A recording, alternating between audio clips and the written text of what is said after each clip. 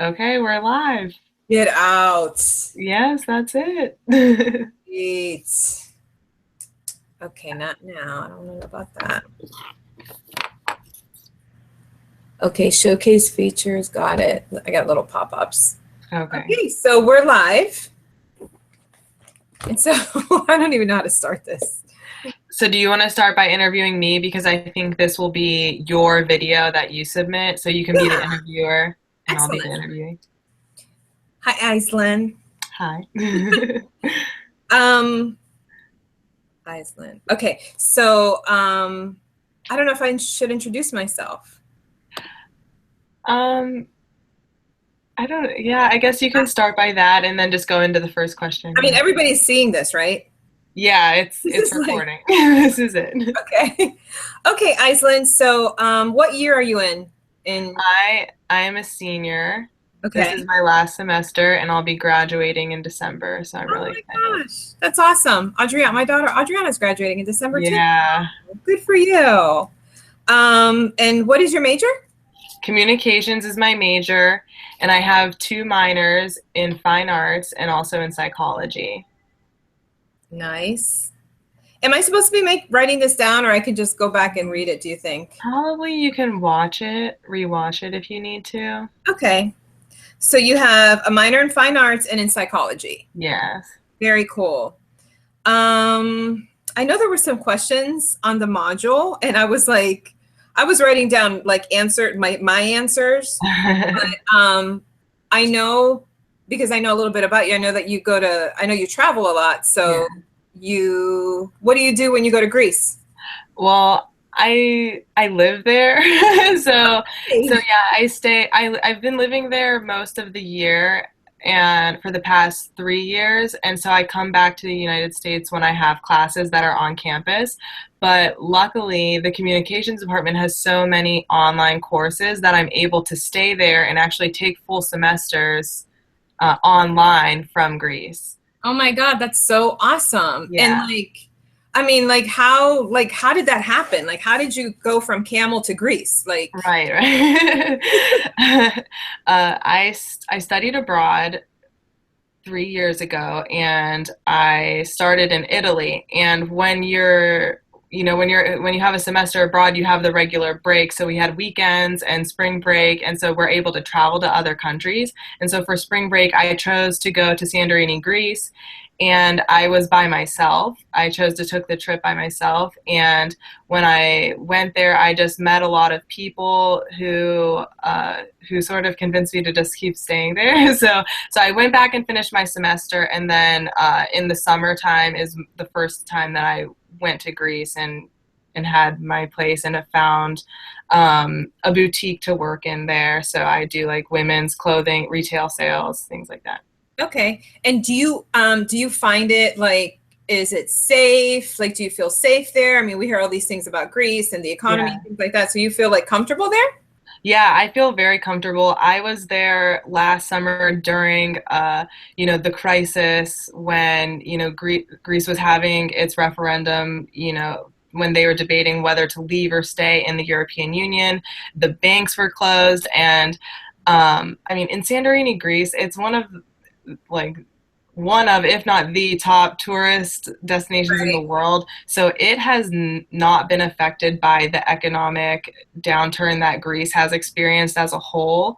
So being in Santorini, I would say, is very different than being in Greece as it's a huge country. Athens is a very different place. It's an 8 hour boat ride away. Right. And even now, they are experiencing an overwhelming population of refugees from Syria. So that I don't know if I lived in Athens, if I would feel the same way as if I do when I am in Santorini, but I don't feel, fearful or anything like that. It just feels like I'm on vacation because everyone there is on vacation. That is so cool. I want to be you in my next lifetime. I think that sounds fantastic. So you you work there, you can go to school there. You came home. Are you going to stay home until you graduate? Then you're going to stay here in the States? We'll see. No, seriously. So you're just going to stay for this semester, or I mean, really, are you taking all my classes are online this semester? Are yours? No, that's why I'm here. And Um, so this is my only online class, and I have, because I'm a fine arts minor, you can't take those classes online. So I have studio courses I need to complete, and then I also have one more psychology class, and then I'll be done. so do you plan on moving to Greece after graduation? I don't know if necessarily Greece would be the next move for me, but I definitely prefer Europe to my American lifestyle. Also, when I was in Europe this summer, I had the opportunity to take another class with Dr. Grubb, which is his London global seminar course. And so I was in London for 10 days, and we got to go around to a lot of the media companies there, like BBC News, Oh, that's and just see, Channel 4. And there was a lot of things that I was able to see and, you know, as potential careers when I was there. yeah. So, yeah. So tell me this, would you advise students to like pursue something overseas for like studies? Like, do you think it broadened your Oh, mind and you got to see the world and yeah, I think that regardless of if can see yourself, moving or having a career abroad, but studying abroad is like definitely, I recommend it to everyone. Literally, a freshman art major ran into me on campus, and we were talking about like how heavy our supplies were and stuff, and I don't even know how the conversation got to it, but I was like, you need to study abroad. And there really are so many options. You don't have to go for a semester. You can go, like with Dr. Grubb's course, you can go for 10 days. There are courses in the summer that are shorter, that can be like 2 weeks to a month, and they don't even necessarily have to be through the university which you attend. You can find third party courses that will transfer, and they make it really easy to set up and find housing and things like that. So whatever you're studying, whatever, there's always something out there yeah, there's always an option, and I'm a huge advocate for it because I mean, obviously, it changed my life. Yeah, no, I mean, I think that's amazing. I had a communications class, and there was somebody that came from international studies, or I don't know if it was internet, but it was basically like studying abroad and through YSU, going to another country. And I mean, I don't know why more like I'm obviously non-traditional. I'm a mom, and I mean, I would love for my kids to like experience something like that because it's basically the same thing as being here. I mean, you're gonna, the cost is might be a little bit more, but you're still, you're paying for college here, so you're just paying for college living somewhere else. And Right. but I was surprised that not more kids, like students, young adults, don't Hmm. pursue it as much as I don't know. I don't know. I would if I was It's like your age, I would be doing that. Yeah, it's mind blowing to me as well because um, that was really one of the reasons I wanted to go to university in general was just so that I could study abroad. I wasn't actually too excited about actually coming, but I knew that when I found a program to study abroad, that it was going to change my outlook on school, and that's what really happened for me. Yeah, no, I think that's fantastic that you, even though you went abroad, you still are pursuing your degree. And Hmm. it's not like you're like, oh no, I'm just going to work here and I'll live here and I'll see how it goes and stuff. Yeah, I mean, I think it's yeah, great that you stay focused and you wanted to at least, graduate and get your degree and see where life takes you. Yeah, I think that a lot of times when people think about traveling or taking an extended holiday in terms of like 4 months or longer, that, that's sort of how I've been doing, they think about it as putting their life on hold or putting their goals aside. And I'm sort of finding that these goals of traveling and pursuing my degree don't necessarily cancel each other out, but they can sort of enhance each other. Yeah, I mean, that's awesome. I think that's just fantastic. So, are you fluent in Greece in the Great. Greek language? Mila digo Elenika, Hipulikala. I speak at a like an intermediate level. I've been there for 3 years, but I do come back to the States, so it's not like I'm there, 100% of the year. And another crutch, or something that holds me back, is that everyone in Santorini speaks English. And so when I am Oh. having trouble, so I am like trying to work through the vocabulary, or I'm just saying something completely wrong, they just start speaking to me in English. And so it's kind of hard to get other people to practice with you, because Right. everyone who's in Europe also wants to practice English, because that's the Right. international language. That is so cool. So I bet people that you meet and you tell them your story, they're probably like, that's pretty amazing, because there's a lot of tourists there. Yeah, yeah. And so I meet Americans all the time. I meet people from all over the world. And that's another thing that's cool about living in Santorini, is that everyone from all over the globe come to Santorini. Australians, which is literally the other side. I I don't know if I'll ever make it to Australia because it's so far, but they're coming to Santorini, and so I do get to, you know, just sort of get everyone's opinions on like global issues, whether it's politics or even just like Santorini in general, how they think of it. Yeah. And yeah, it's really interesting for me to really get a global outlook just from being in that one location. I think that's awesome. So you're content with your life. You're super happy. Um, you get to travel. I don't even know. I don't even know what to ask you. So I mean, I know you grew up in Camel, so that's your hometown. Yeah, that's my hometown, is Campbell, Ohio. Well, I guess yeah, that's my hometown. I mean, But I did for a few years live in Niles, but I was very small, so I always went to Campbell schools anyway. So this is my hometown. yeah, for sure. Well, that's awesome. I mean, I feel like I learned a lot from you about abroad. I'm gonna have to sit down with my kids and talk to them. Yes. Yeah. I could see. I'm surprised Adriana never did anything like that, but I don't know.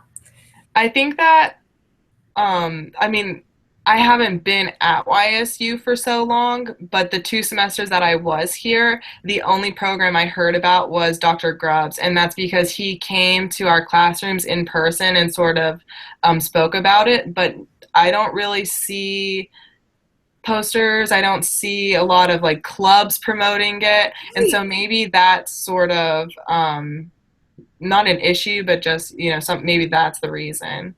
Do you have to do a thesis before you leave? For Dr. Grubb's class, we did it after. We like during the trip, we sort of thought about our topics, because it was really a wide range that we could, do do our topics on, and so we just sort of let the trip influence us, and then we wrote about what we thought, or the topic to research based on that. Yeah, I mean, it's a shame.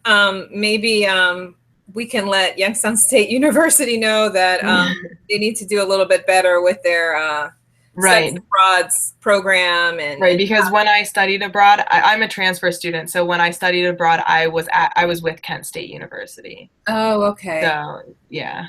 And finding a job, was it hard? Like when you were there, like, or did you just happen like fall upon like you met somebody and you just inspired you? Yeah, the stars did align, because I went around to a lot of the places in Santorini, and I sort of knew that I wanted to do sales, or because I just have an interest in just like merchandising and retail, and that I sort of just like that. And so I went to a lot of the stores, and the thing is that they don't hire like in advance. It's sort of like when the tourists start coming, that's when they hire help. And so it's like you really have to have the right timing. And so, like I said, I went back to Italy to finish my semester after my spring break. And so I emailed all these people from Italy, and they were just like, no, we're not really hiring anyone right now. It's not really busy. And then when I went to Greece, I went into one of the stores who I had spoken with the store manager, and she hired me on the first day that I arrived. So, so have you met a lot of students that study abroad? Like, do you have a club? Do you guys like FaceTime or like? Or I no? have a few people who I keep in touch with. One of a student from YSU who was in the art program, I believe, she did a study abroad program in Florence, and I knew her, so I invited her to come to Greece and hang out with me. So we keep in touch. Also, I've met a student from London who I met her in Santorini, but when I went to London, I hooked up with her again. So yeah, we just keep in touch. I mean, social media, it's really easy to keep in touch with people without necessarily like calling them every day or necessarily having a full blown conversation. You can just leave a comment on their picture or like their picture or, tweets or whatever medium you're on. Now, how do you feel? Do you think a student that comes from a disadvantaged family, growing up in Camel, we have like, there's a lot of disadvantage there and a lot of poverty. Do you Mhm. find that kids that grow up in poverty have the same opportunities that they could do it, or they just don't do it because they're afraid and they don't think they could do it? Well, I think that if a student who, first of all, if they are a student, then they are enrolled in, university and they have access to, those are the students who get the most financial aid. Right. So, I mean, that's the great thing about study abroad is that you can use financial aid to do those things because it is a class, it is for your degree, and so I don't think that should necessarily hold people back. Right, Maybe right. it's just the information about traveling. My family, my grandparents are always out of the country. Like I will call their house and their voice is like, oh sorry, like we're not here right now. And it's like, when did you leave?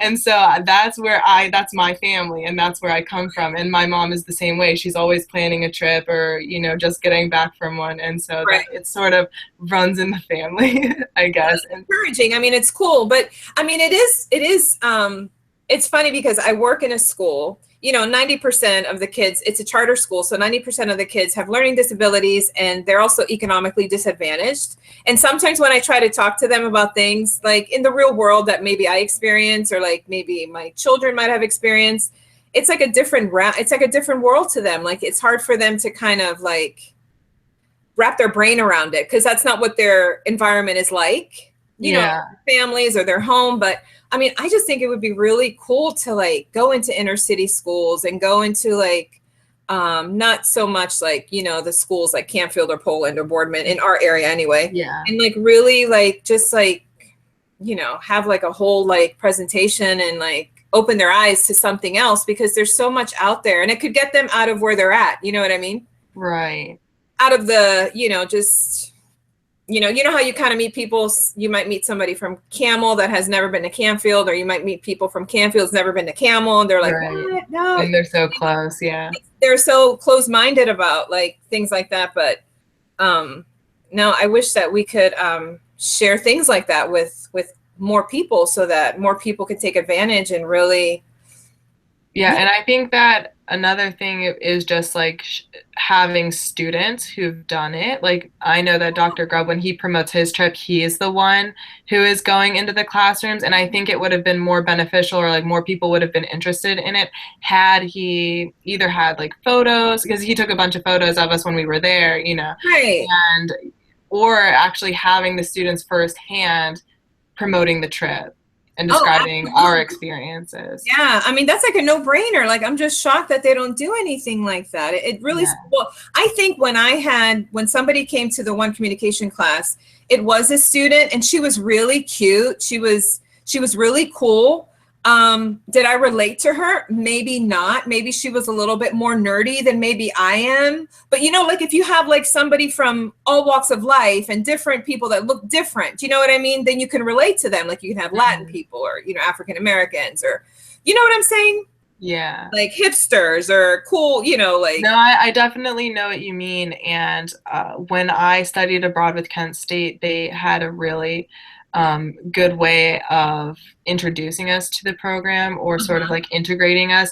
Because before we went, we had weekly meetings, probably like about a month. So like for 4 weeks, we met with the people who we would then study abroad with. And I sort of felt the same way that when I went into the group, I'm like, I don't know if these people are going to be my friends. I don't know if we necessarily relate. But then when you're put into an environment that is completely different. So for this example, we were in Italy, and we knew each other and we had each other and we were all going through the same things at the same time. And those people are really close. And even though I don't, most of them went back to America, so I'm not always here to hang out with them. Right.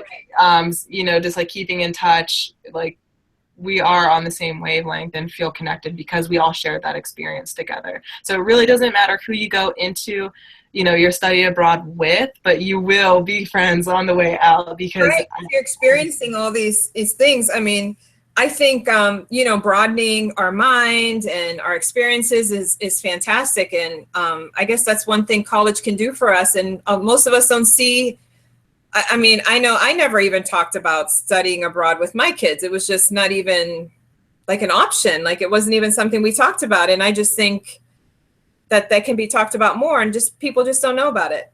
yeah, one of my older cousins studied abroad twice, and so I knew that that was just that was one thing I wanted to do. And again, Yeah. that's just the family that I'm from. So No, it's awesome. I think that's fantastic. yeah, But all right. Well, I mean, I think this is pretty good. I think I have yeah, a lot of information. yes. Thank you for your time. Okay, Thank thank you for you. putting up with my questions. That's nothing. I love talking about it. Should I you should definitely do something before you go back, before you graduate. You need to visit a few classrooms and like really And promote. encourage kids to do it. Yes. Okay, well, thank you. You're welcome. Should I just hit stop broadcast then? Okay. I'm going to hit that and see what happens.